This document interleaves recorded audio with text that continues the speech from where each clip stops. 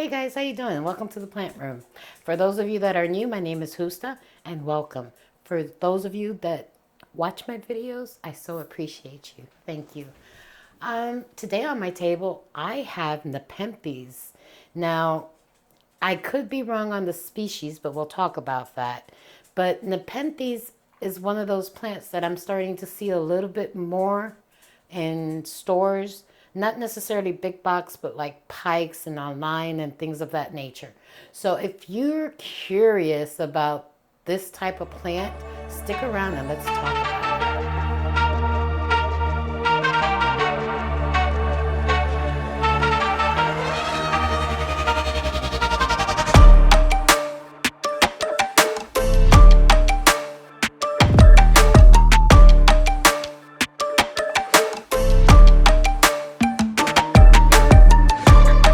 All right, guys, as I mentioned, we're going to talk about Nepenthes, but I'm going to start with a big boy that I have in this corner.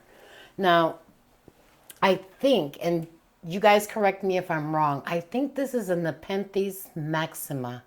I could be wrong, but this is the newest Nepenthes to my collection.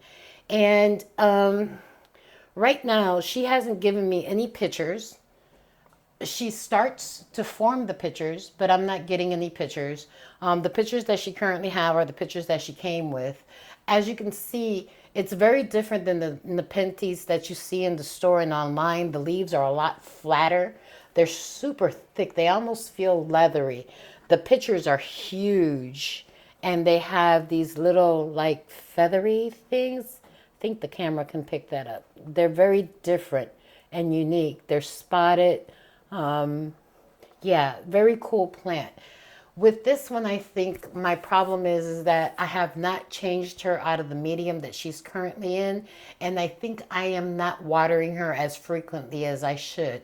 When I put my hand in the pot, what I'm feeling is something that might be a little bit too dense, and I don't know that she's absorbing the water as she should. So I'm on the hunt for another plant that I could use as a hanger that's not too heavy. I prefer something that's plastic. So as soon as I come across that, I will be changing her from that pot into the mix that I think she might benefit from the most.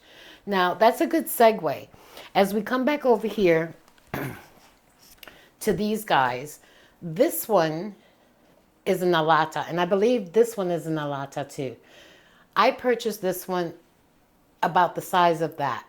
Now, I've had this one the longest. This one's been with me for maybe, I want to say, close to 2 years. But she also was struggling to give me pitcher plants. Or she is a pitcher plant. She was struggling to give me pictures. The one thing that I did recently was I swapped out her soil medium. Now, she was in the medium that she came in. I had never repotted her, and I was a little hesitant. I was actually kind of scared because I didn't want to lose the plant. But I did some research online and I saw what other people were doing, and I just took what I saw people were doing and did my own thing.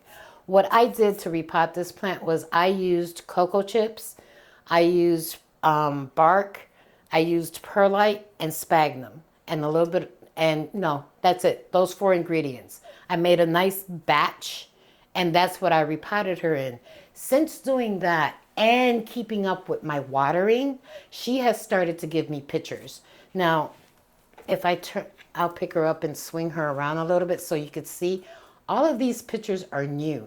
And what I'm starting to see is that she's not dropping them. Typically, in the past, when she was trying to put out a picture, because I don't think I was keeping up with her watering, I'm going to come a little bit closer. The little tendrils would form. Put my hand behind it so you can see. The little tendrils would form, but they would dry up. Now she's putting out those little tendrils, and I can actually see the baby pictures starting to form. And since that repotting, she's given me all of these pictures. All of these pictures are brand new, with this one being the latest one. It's a itty little bitty bitty baby. Now, the one thing that we have to remember is that these plants are native to the rainforest. With that being said, they do enjoy high humidity. Now, excuse me, that humidity is going to be a little bit higher than what we typically have in our homes. I would say somewhere between 60 and 70%. Now, granted, we don't keep the humidity in the house that high, but some rooms, because of the volume of plants, do maintain about 60% humidity. This particular plant lives in what we call the orange room, which you guys have seen. She hangs right up under a grow light. They prefer bright and direct light. They like that high humidity. The soil needs to retain moisture, hence why I have the different elements, you know, the bark, the cocoa chips, because all of those dry out differently. They don't dry out at the same time. I water her about once a week. Now, one thing to note about these plants is that if you want the pictures to form, if you want the plant to actually give you pictures, don't fertilize her. And I say that because these plants, being in the rainforest, they get their nutrients from, you know, what washes off the trees when it rains and the bugs that they catch. Now, I've seen where people put a pellet of Osmocote in there, or they try to feed it with live critters, you know, like crickets and things of that nature. I'm not doing that. I'm gonna be honest with you right now. I'm not about to buy no whatchamacallits and put them inside the pitchers, because that's not how the plant actually grows. They catch their own. When the pitchers are forming, they have this liquid inside. And when the bug crawls in, he gets trapped in that liquid. And they use that as a form of fertilizer, nutrients, and things of that nature. If you're like me, I don't have an invasion of fungus gnats, but there is the occasional fungus gnat. I would be lying to you if I said I don't see a fungus gnat. I do. I see them. They're just not hovering where, you know, you can't do anything. But every once in a while, my husband will say, these damn fungus gnats. It'll be one fungus gnat bothering him by the chair. Nonetheless, they are in the house. And what I think is that these pitcher plants are, those little fungus gnats are going in there. And while that might not be sufficient, you know, to sustain them, they seem to be doing pretty well. Personally, I think these plants are great. They're vining. So as you can see, she's vining all over the place. I got this one at Pike's. I was there walking around, and this, I want to say, is about 6 months ago. She was in an itty bitty container, and they actually had them on clearance, and she was looking so sad. It broke my heart. I couldn't buy them all, but at least I took one of them and brought it home with me. This one is actually living in the kitchen, and just everybody's kitchen is a little bit more humid. And that's because we wash dishes, we cook food, you know, we run water in there. That humidity gets in the air. This plant lives in there. When I measure the humidity in our kitchen, it's about 55. So she seems to be doing well. As of recent, I did repot her. Just like I said, I repotted this guy into that same mix. You could also add a little bit of charcoal if you wanted to into that mix. I didn't really disturb her root ball. I took a little bit of that muck, because she really did have muck around her roots. Took a little bit of that off and just popped her in this pot and backfilled it with that medium that I just mentioned. Let's see, what else can I tell you about these guys? We talked on water, humidity, the no further, watering. So you guys know that I am not one to buy distilled water. That is against my principles, and I'm not going to spend money on water.